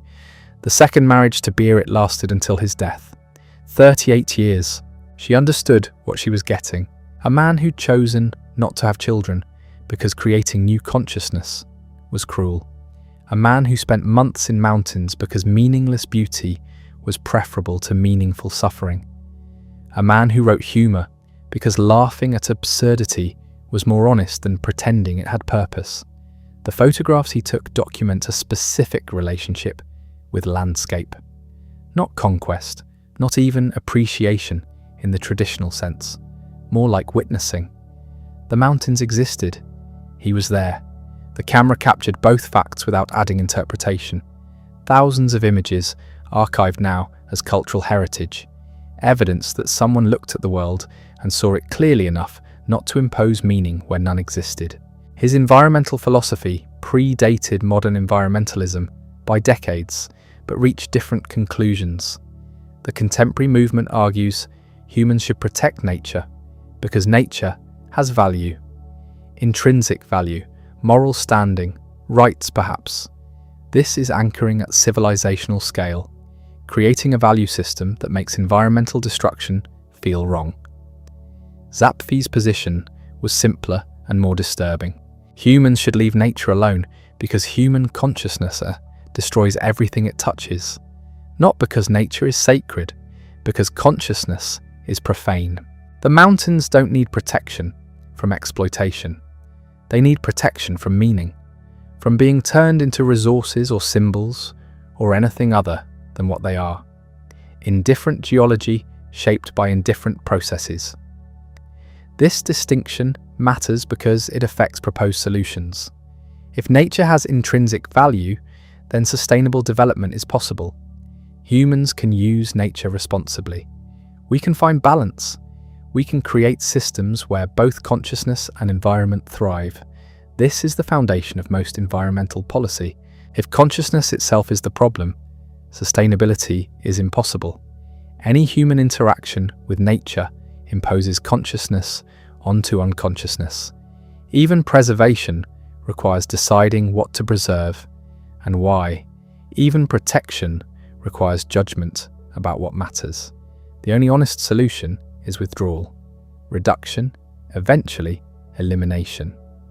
The last Messiah's conclusion followed this logic. The man who finally understands everything, who achieves complete consciousness, who sees the full horror of existence, delivers the final message. Be infertile. Let the earth be silent after you. Stop creating new consciousness. Stop perpetuating the error. Zapfe lived this, no children, deliberate choice. He could have had descendants. He chose not to impose consciousness on beings who never asked to exist. This wasn't depression or misanthropy. It was consistency. If consciousness is suffering, and suffering is inevitable for consciousness, creating more consciousness is creating more suffering. Simple math. The philosophical question is whether this conclusion is correct. Not whether it follows from the premises, it clearly does, but whether the premises are true. Is consciousness really overdeveloped? Is the suffering really unavoidable? Is meaning really just a defensive mechanism? You can't answer this objectively. The mechanisms activate immediately when you try. Your mind generates objections, reasons why life has value, examples of meaning that feel real, evidence that consciousness is gift, not curse. These responses are exactly what Zapfe predicted. The mechanisms protecting you from full awareness. But maybe the mechanisms are right. Maybe limiting consciousness is the correct response to reality. Maybe isolation, anchoring, distraction, and sublimation aren't failures to face truth. Maybe they're successful adaptations that allow consciousness to continue existing despite its inherent problems. Evolution doesn't care about truth, it cares about reproduction. If the mechanisms help consciousness reproduce, they're working correctly. This is where Zapfe's philosophy eats itself. If the mechanisms are necessary for survival and consciousness has survived, then the mechanisms are correct. The full awareness Zapfe advocated would lead to extinction, which means advocating for full awareness is advocating for extinction, which means the philosophy is self-eliminating. Anyone who fully accepts it stops reproducing. The philosophy dies with its adherents, unless that's the point, unless extinction is the correct outcome, unless consciousness recognizing its own error and choosing to end is the ultimate achievement. The last Messiah delivering the message that finally stops the cycle. Be infertile, let the earth be silent. Consciousness achieving enough understanding to undo itself. The problem is you can't advocate for this without contradiction. The moment you tell others to be infertile, you're creating meaning. You're anchoring to anti-natalism as a value. You're using sublimation to transform horror into philosophy. You're deploying the mechanisms while claiming the mechanisms are wrong. Zapfe recognized this. His work is self-undermining. It has to be. Any attempt to communicate the horror requires using the defences against the horror. This is why he called it biography instead of philosophy. Not love of wisdom, thinking on life, observation without prescription. He documented what consciousness encounters when it looks at itself clearly. What others did with that information wasn't his responsibility. He wasn't building a movement. He wasn't saving anyone. He was writing down what he saw. The tragedy is that the observations are probably correct. Consciousness does seem overdeveloped for its biological context. The mechanisms do seem like defensive adaptations. Meaning does appear to be constructed rather than discovered. The suffering does look inherent rather than accidental. These aren't comfortable conclusions, but discomfort doesn't make them false. What you do with this depends entirely on which mechanisms you deploy. You can isolate it, dismiss these thoughts as depressing philosophy from a pessimistic Norwegian. Move on with your life. This works for most people most of the time. You can anchor to something. Decide that even if meaning is constructed meaning is sufficient. Religion, relationships, projects, causes. Build something to focus on. This works too. You can distract yourself. Stay busy. Fill consciousness with immediate concerns that don't leave room for existential questions. Modern life makes this easy. There's always another notification, another task, another entertainment option. You can sublimate. Turn the horror into art or philosophy or humour. Transform it into something that feels productive. This is what Zapfe did. His climbing stories, his photographs, his essays. All sublimation. All using consciousness to protect consciousness from itself. None of these solutions are wrong. They're how consciousness survives. The question isn't whether to use the mechanisms. You're already using them. You've been using them your entire life. The question is whether to acknowledge what you're doing, whether to use them consciously instead of unconsciously, whether to admit that the protection is necessary because the thing it's protecting against is real. Zapfe died in 1990 without resolving these questions. He couldn't resolve them. They're unresolvable. Consciousness examining consciousness will always generate paradoxes. The tool can't fully analyze itself. The eye can't see itself seeing. Any attempt to achieve complete awareness runs into the problem that awareness itself is part of what needs to be understood. His legacy is the documentation, the careful description of how consciousness works when it works correctly and what it encounters when it looks beneath its own functioning. The mechanisms aren't failures, they're features. They're what allow consciousness to continue despite encountering truths that would otherwise stop it. Whether this is good or bad depends on whether you think consciousness should continue. Zapfe suggested it shouldn't, that the error should be corrected, that the last Messiah should arrive and deliver the final message. Be infertile.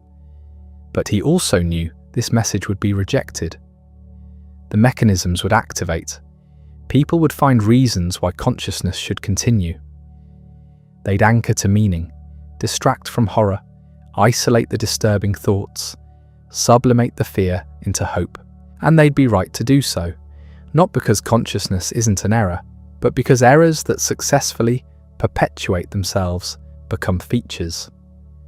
Evolution doesn't distinguish between mistakes and adaptations.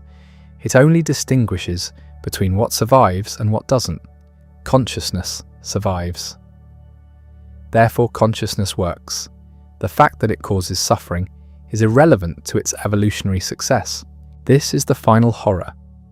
Not that consciousness is an error, but that errors can be self-sustaining, that systems can perpetuate themselves despite causing suffering, that there's no cosmic correction mechanism that eliminates bad designs. Natural selection doesn't care about suffering, it only cares about reproduction. If consciousness reproduces successfully while causing suffering, the suffering continues, forever, or until something else stops it. Zapfe documented all of this in essays and books that most people never read.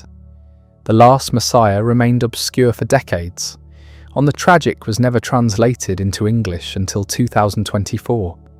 His ideas circulated mainly in Norway, mainly among philosophers, mainly as interesting but impractical observations about human nature. He was respected but not influential, admired but not followed. This might be exactly right. Ideas this disturbing shouldn't be influential. They should remain at the margins, accessible to those who need to encounter them, but not forced on those whose mechanisms are working fine. Most people don't need to know that meaning is constructed. The construction works, let it work. But for those whose mechanisms are failing, whose consciousness has expanded beyond their ability to contain it, whose isolation and anchoring and distraction and sublimation no longer protect them from encountering the horror directly, Zapfe offers something unusual. Not hope, not comfort, not solutions. Just accurate description of what they're experiencing. Confirmation that the horror is real. That consciousness really does encounter this when it looks clearly at itself. That the mechanisms really are necessary. That using them isn't weakness or failure. It's survival. You're using them right now. Probably isolation, deciding this is just philosophy, not reality.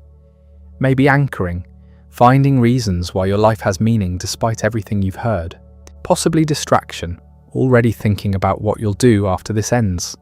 Certainly sublimation, if you've made it this far, transforming disturbing ideas into intellectual exercise. All of this is correct. All of this is necessary. All of this is how consciousness protects itself from consciousness.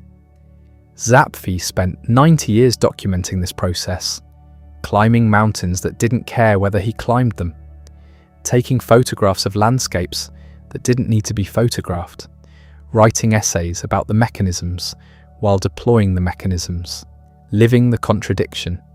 He never resolved it. He just lived it until he died. The mountains are still there. The photographs are archived. The books remain in print. The ideas continue circulating among people whose consciousness has expanded beyond comfortable limits. Nothing essential has changed. The mechanisms still function. Consciousness still survives. The horror remains. And life continues anyway, because continuing is what life does even when consciousness understands exactly why it shouldn't. October 12th, 1990. Peter Wessel Zapffe stops breathing. Berit is with him. He's 90 years old. His body simply gives out. The biological imperative that kept him going despite everything finally releases its hold. There's no deathbed revelation, no final wisdom, no conversion to optimism at the last moment.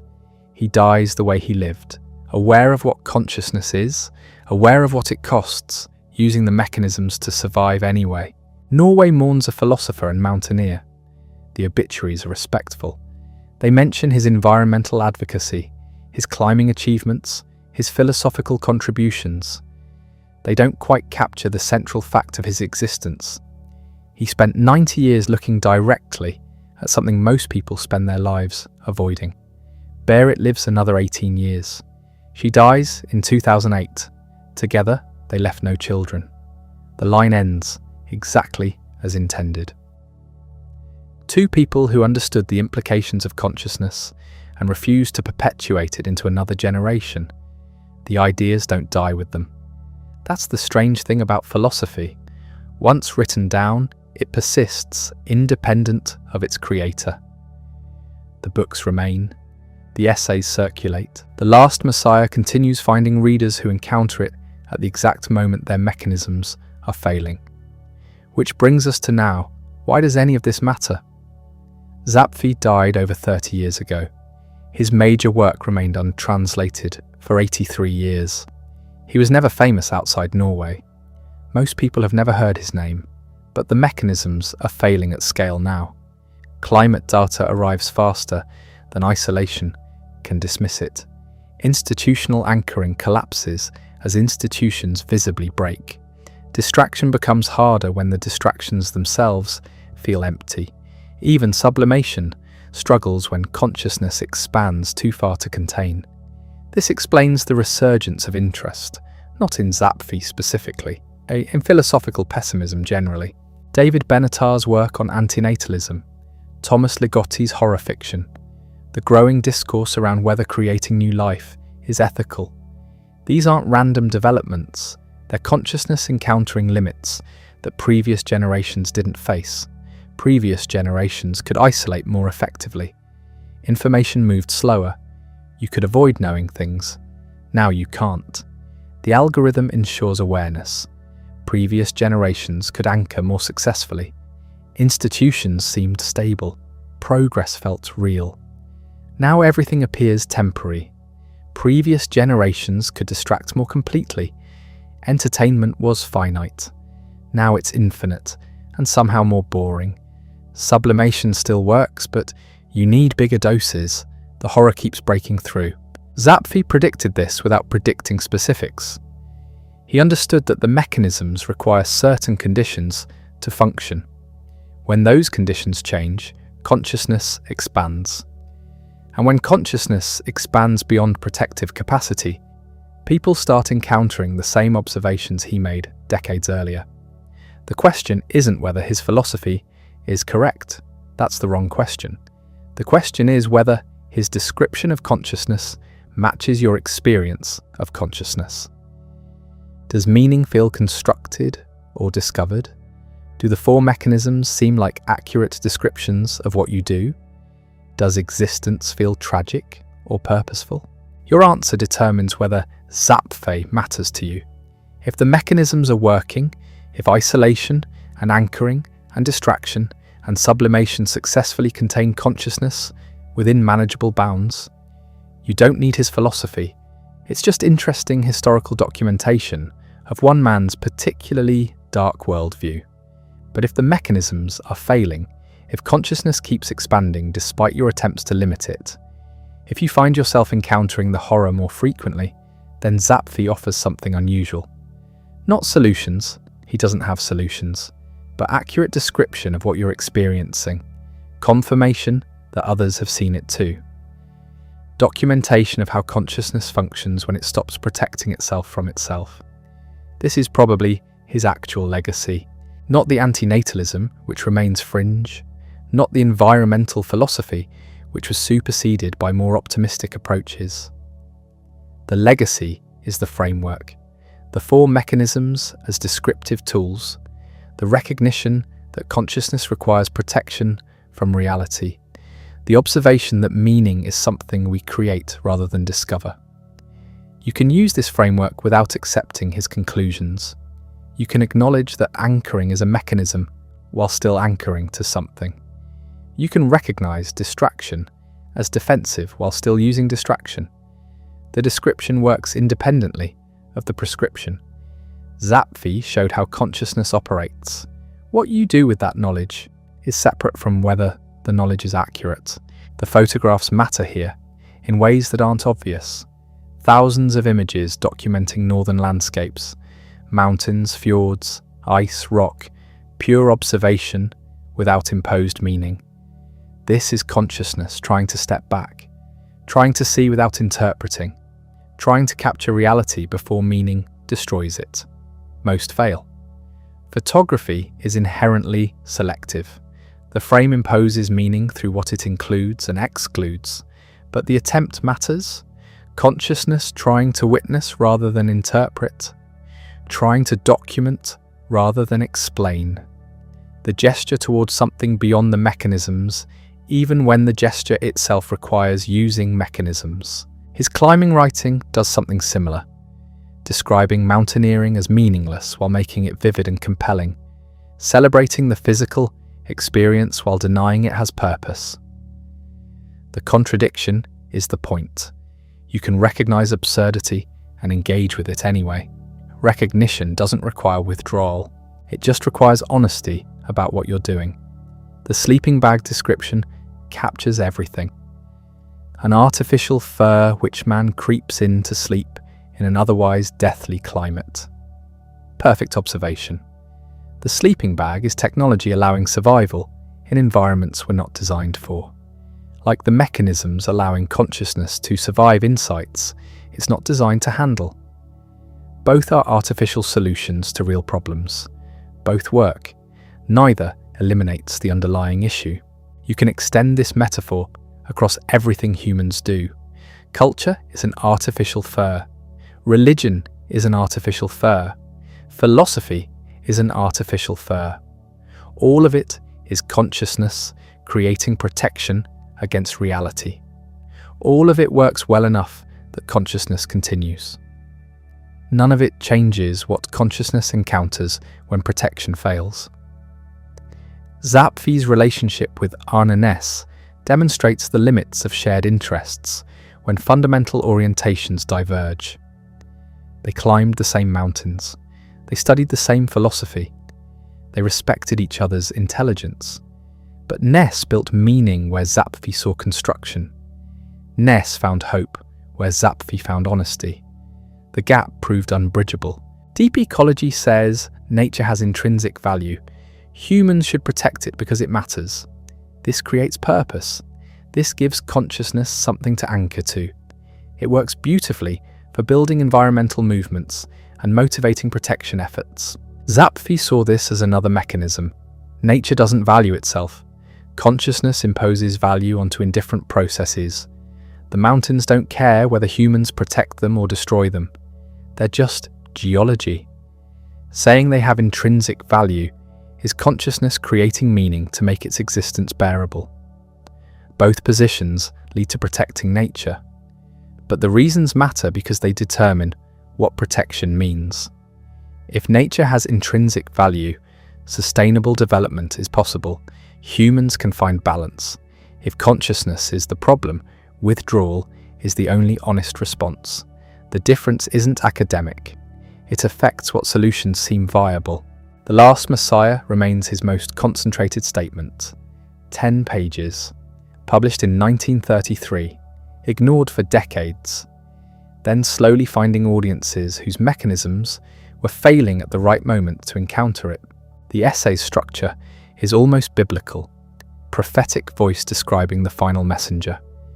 The man who achieves complete consciousness, who sees everything without protection, who delivers the ultimate message. Be infertile. Let the earth be silent after you. It's self-contradicting. A Messiah is supposed to save. This Messiah's message is extinction. A prophet is supposed to bring hope. This prophet brings honesty. The inversion is deliberate.